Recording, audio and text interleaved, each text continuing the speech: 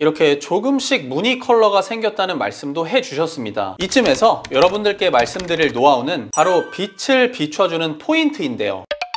안녕하세요. IM 그린메이트, 꽃 읽어주는 남자입니다. 여러분들은 지금 어떤 식물과 함께하고 계신가요? 식집사분들 누구나 자기만의 기준을 가지고 식물을 키웁니다. 저희도 저희들만의 기준을 가지고 식물을 데려오는데요. 저희에게 이렇게 문의 주시는 내용들 보면 그래도 아직까지는 다육식물이나 공기정화 식물을 더 선호하시는 것 같습니다. 그런데 제 주변에서도 많이 계시지만 특히나 무늬종 식물을 키우시는 분들도 많습니다. 제가 이유를 여쭤보면 판매를 위해서 키우시는 분들도 계시지만 단순히 무늬가 좋아서 키우시는 분들도 많이 계시더라고요. 근데 이 경우 가장 걱정스러운 게 새로 나오는 잎들에 무늬가 없을까봐 그 부분이 가장 어렵다고 말씀을 하셨습니다. 그래서 무늬를 잘 나오게 하는 나름대로의 노하우를 하나씩은 가지고 계셨는데요. 오늘 영상에서는 그 노하우를 여러분들께 공개해드리고 특히 이런 무늬종을 키울 때 관리 꿀팁에 대해서도 간단하고 명확하게 말씀을 드리려고 합니다. 저의 개인적인 얘기가 아니라 주변 여러분들의 이야기 중에서 공통점들만 쏙쏙 뽑아낸 거니까요. 믿고 따라해 보셔도 좋을 것 같습니다.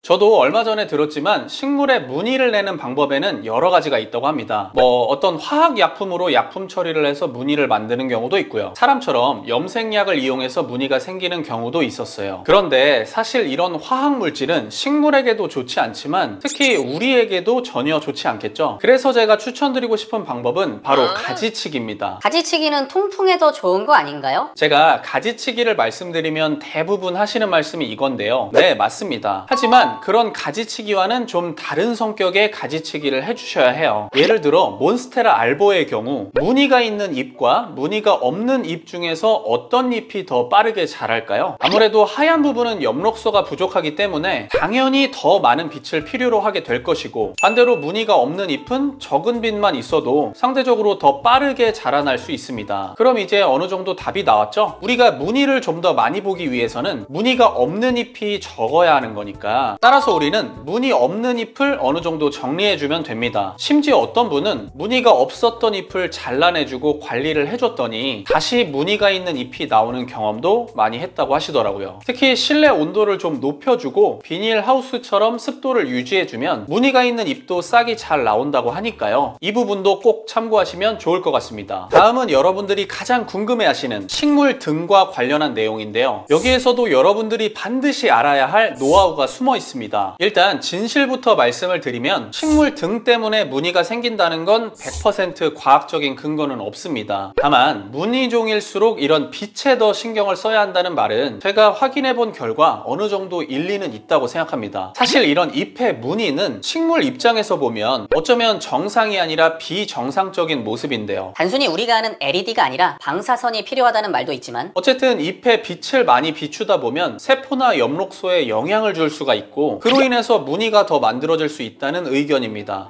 제 지인분도 무늬가 거의 없었던 잎인데 빛을 좀 가까운 곳에서 오랜 시간 주었더니 이렇게 조금씩 무늬 컬러가 생겼다는 말씀도 해주셨습니다. 이처럼 100%는 아니다 하더라도 경험하신 분들의 말씀을 들어보면 해볼 만한 가치는 충분히 있다고 생각하고요. 저 또한 이런 방법으로 무늬를 만들어 본 경험이 있었습니다. 이쯤에서 여러분들께 말씀드릴 노하우는 바로 빛을 비춰주는 포인트인데요. 물론 무늬에 대한 유전자가 없다면 어려울 수 있겠지만 이런 유전자가 있다는 가정하에 무늬가 보이는 줄기나 목대 부분에 빛을 비추는 게 중요합니다. 심지어 무늬 컬러가 보이는 쪽을 위쪽으로 하려고 줄기 전체를 살짝 꺾어주는 분들도 계셨는데요. 이 정도까지는 아니더라도 잎이 아닌 줄기 부분에 빛을 비춰주시는 게 무늬 잎의 새순을 유도할 수 있는 한 가지 방법이라고 생각합니다. 반대로 고스트와 같이 너무 하얀 부분이 많다면 빛의 양을 살짝 줄여보는 것도 또 다른 방법이 될 수 있겠죠.